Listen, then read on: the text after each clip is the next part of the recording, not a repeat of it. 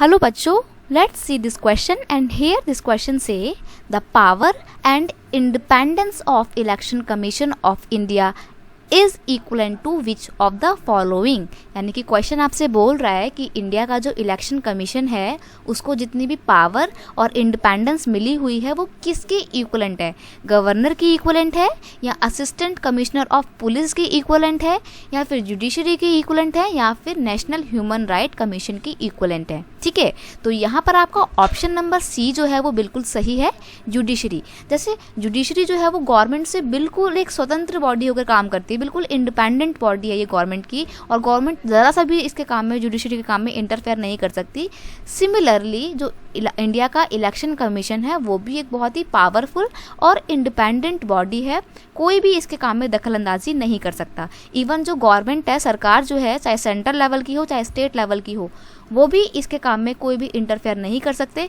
और जो election commission है ये सरकार को डांट भी सकता है उसके किसी गलत काम के लिए, अगर वो कुछ गलत करती है इलेक्शन से रिलेटेड कामों में। ठीक है, तो इलेक्शन कमीशन एक बहुत ही पावरफुल बॉडी है, इसको जुडिशरी की इक्विवेलेंट पावर जो है मिली हुई है। ऑप्शन नंबर सी जो है यहाँ पे आपका करेक्ट आंसर है।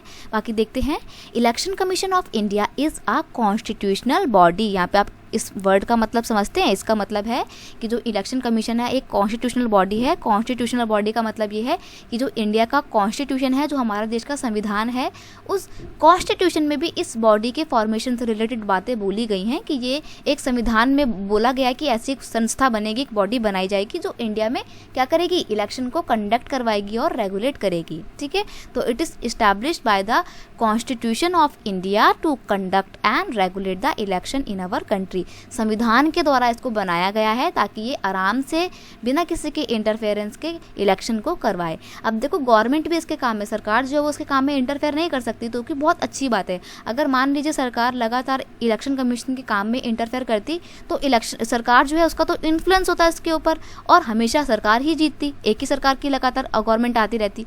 तो इसलिए इलेक्शन कमीशन को बहुत पावरफुल और इंडिपेंडेंट होना, बॉडी होना बहुत ज़रूरी था ताकि इंडिया में डेमोक्रेसी अच्छे से काम कर सके।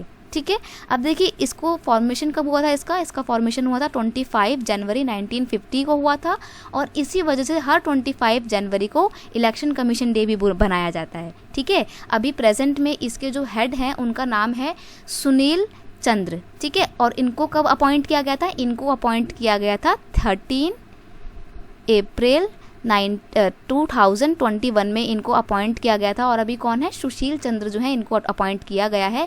अभी वो इलेक्शन कमीशन के हेड के तौर पर काम कर रहे हैं। ठीक है, तो आई होप आप ये इलेक्शन कमीशन का पूरा कॉन्सेप्ट समझ गए होंगे। ये एक कॉन्स्टिट्यूशनल बॉडी है और इसको जुडिशरी के समान शक्तियाँ मिली हुई हैं, यानी कि ये बिल्कुल एक इंडिपेंडेंट बॉडी के तौर पे काम कर रही है और फेयर तरीके से इलेक्शन इंडिया में कंडक्ट करवा रही है। ठीक है, I hope you understand it well. Option number C is your correct answer. Best of luck.